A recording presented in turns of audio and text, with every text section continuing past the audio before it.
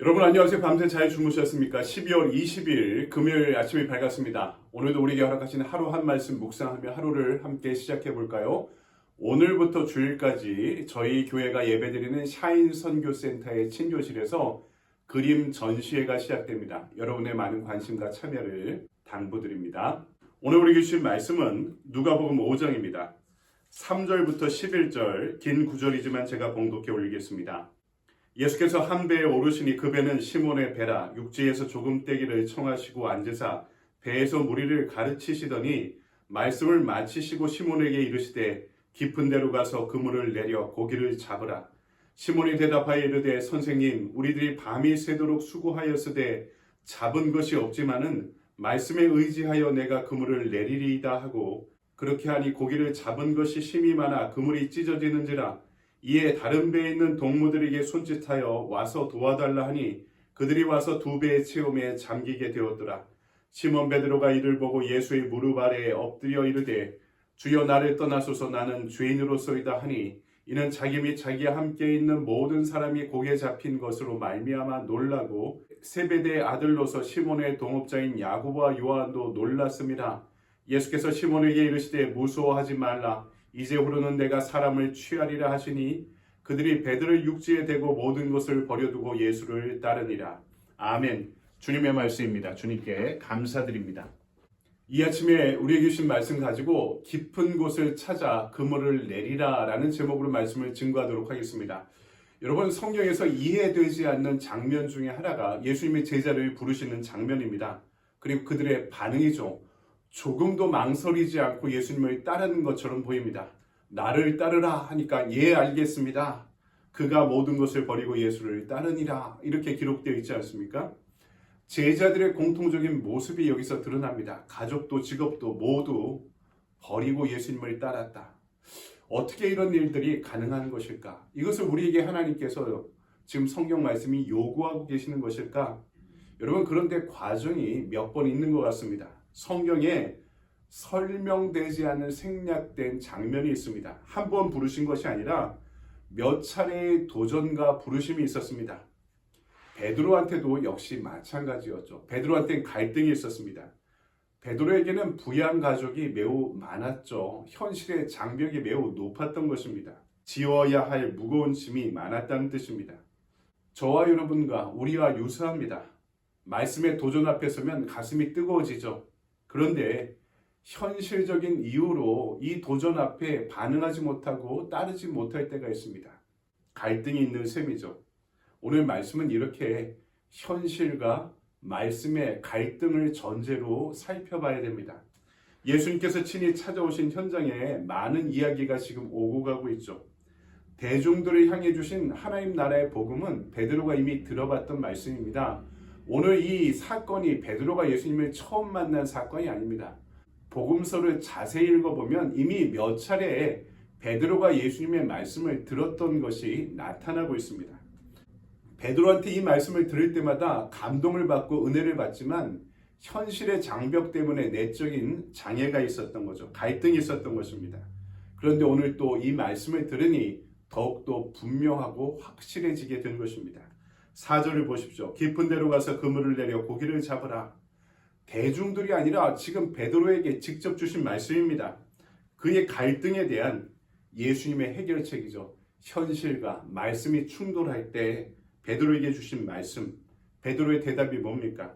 우리들이 밤에 새도록 수고하였으되 잡은 것이 없지만은, 베드로 자신의 어둠을 이 고백 가운데 보여주고 있죠. 예수님, 내 인생에 어둠을 아십니까? 고단함을 아십니까? 이렇게 허탕치는 인생이 어떤 건지 아시고 계십니까? 자신의 현실의 어두움에 대해, 어려움에 대한 베드로의 강한 변명입니다. 그런데 반전은 그 다음 말씀이죠. 없지만은 말씀에 의지하여 내가 그물을 내리리이다. 베드로에게 정답은 주어졌습니다. 깊은 곳을 찾아라. 말씀에 의지해 그물을 내려라. 순종해라. 여러분, 이것이 해결책이죠. 우리 신앙에 도약의 계기가 필요합니다. 내 현실에 어두움과 고단함이 있는 것은 분명한데, 그래도 말씀에 순종해 그물을 내려보는 결단이 필요하다는 것입니다. 그냥 결단을 내리면 되는데, 그러면 되는데 처음에 말씀을 듣고 갈등합니다. 두 번 말씀이 찾아와 도전하면 다시 순종하면 되는데 그래도 또 고민합니다. 세 번째도 네 번째도 고민합니다. 그러다가 방황하면서 끝날 때가 많다는 것입니다. 여러분, 정답은 주어졌습니다. 깊은 데를 찾아가야 됩니다. 그곳에 그물을 내려야 됩니다. 나의 마음에 가장 어둠이 깊은 곳을 찾아서 그 어둠 한가운데, 깊은 곳 한가운데 그물을 내려야 됩니다. 내가 그물을 내릴 깊은 곳을 찾아가십시오. 머뭇거리지 말고 가야 할 곳, 순종해야 할 것, 그 현실의 깊은 어둠과 말씀의 도전이 충돌하는 가운데 해답과 응답은 이미 주어졌습니다. 여러분, 신앙은요, 기적으로 주어지는 것이 아닙니다. 내용으로 채워야 됩니다. 그래야 믿음이 사건이 되고 이 사건 가운데 기적을 경험하는 것입니다. 베드로는 순종했습니다. 삶의 순종이 응답을 얻게 되었습니다. 그물이 찢어질 정도로 고기를 무지 많이 잡으면 어떻게 됩니까? 삶의 고단함이 해결되죠. 이것을 팔아다가 돈을 벌 수 있고 이 부양할 가족을 다 먹여 살릴 수 있습니다. 먹고 사는 것에 대한 응답을 얻게 된 거죠. 그런데 그것이 그에게 근원적인 문제가 아니었습니다.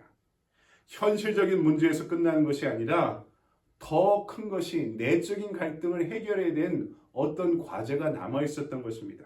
그것은 사람을 낚는 삶, 인생의 사명을 통해 채워질 수 있었던 것이었습니다. 이 사건이 보여주는 영적 결론은 간단히 세 가지로 정리할 수 있습니다. 먼저는 삶의 주도권이 변해야 됩니다. 예수님에 대한 베드로의 호칭이 이 과정 가운데 변하고 있습니다. 5절에서는 선생님 이렇게 부르고 있는데 8절에서는 주여 하고 부르고 있습니다. 선생은 나를 가르치기만 하는 분입니다. 영향력을 주어도 내 삶의 주도권은 그 가운데 나에게 있습니다. 그런데 주님, 오 로드 이렇게 부를 경우에는 그분이 내 삶의 주도권을 행사하는 내 인생의 주인이 되었다는 뜻입니다. 삶의 주도권이 지금 예수님께 있음을 인정하며 엎드려 고백하고 있는 베드로의 고백을 살펴보십시오. 자아가 죽을 때 우리에게 도약과 성장의 기회가 주어지는 것입니다. 내가 그물을 내려 따르리이다. 이런 순종의 결단이 필요합니다. 신앙에도 행동주의가 있어야 됩니다. 묵상하고 은혜 받으면, 기도하다가 내적인 확신을 얻으면 행동해야 되고 순종해야 됩니다.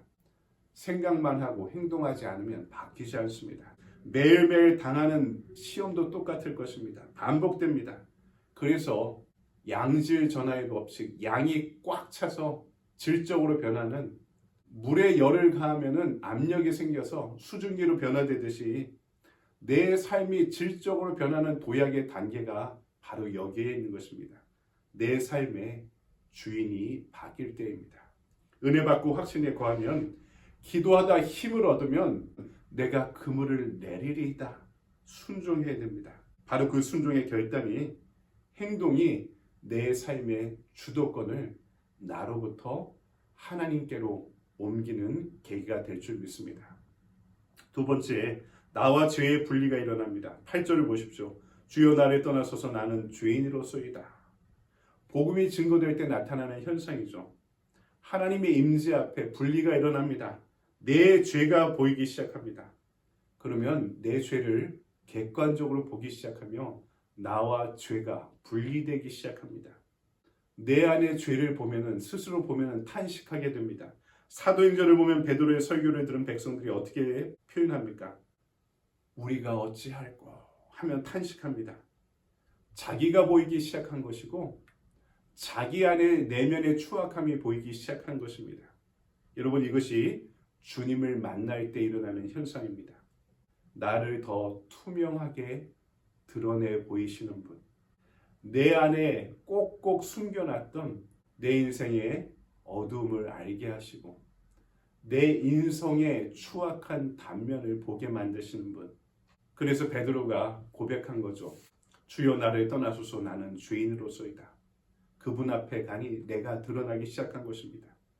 이미 이 고백 가운데 주님의 은혜가 나와 죄를 분리시키기 시작한 것입니다. 그러면 주님의 은혜로 채워갈 수 있습니다. 내가 예수 말씀 따를 때 이런 분리의 역사가 일어나기 시작합니다. 나와 죄가 분리됩니다. 나와 상처가 분리됩니다. 나와 절망이 분리됩니다. 그 결과가 무엇입니까?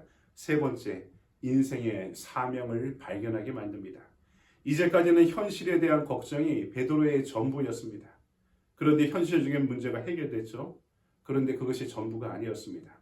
사람을 낚는 어부가 되리라. 개역 한글판에서는 이렇게 번역하고 있고요. 개역 개정판에서는 내가 사람을 취하리라 이렇게 번역하고 있습니다. 그의 인생이 정리되기 시작합니다. 무엇을 위해 살아야 될지가 정리되기 시작하는 것이죠. 내 삶의 주도권이 나한테 있으면 내 인생이 정리되지 않습니다. 이것이 딜레마이죠. 말씀 붙잡으면 현실이 어려울 것 같고 현실을 붙잡고 살면 말씀대로 못 살 것 같고 왜 이것이 해결되지 않는 줄 아십니까? 이것이 단박에 정리될까요? 힘들 것입니다. 내 삶의 주도권이 여전히 나에게 있으면 우리는 인생의 딜레마에서 빠져나오지 못하게 되는 것입니다. 이미 오늘 말씀 가운데 정답이 주어졌습니다. 깊은 곳을 찾으십시오. 그리고 그곳에 그물을 내려야 됩니다. 그러나 딜레마에 빠진 사람은 그물을 내리지 않습니다.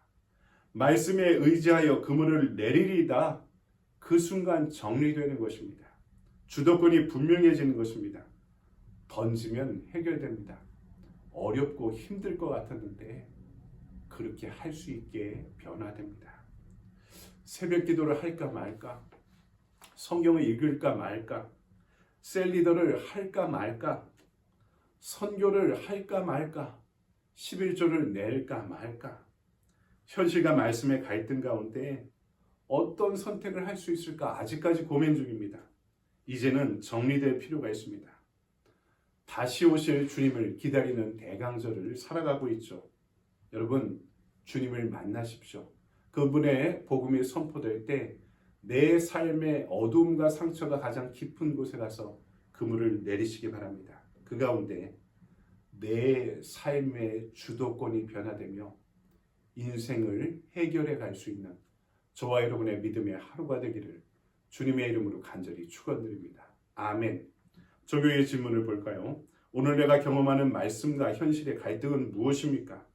그 가운데서 내가 말씀을 의지해 순종하기 위해 필요한 결단은 무엇입니까? 각자의 삶의 현장이 다르고 처지가 다를 것입니다. 그 가운데 내가 경험하는 도전도 다를 것입니다. 오늘 주어지는 이 말씀의 도전 가운데 현실이 높은 장벽 가운데 이 현실과 말씀이 어떻게 충돌하고 있는지를 나의 내면을 들여다보시기 바랍니다. 그 갈등의 가장 깊은 곳으로 찾아서 이 말씀에 그물을 내릴 수 있는 저와 여러분의 복음의 하루가 되길 바랍니다. 오늘도 말씀 안에 좋은 하루 보내십시오. 감사합니다.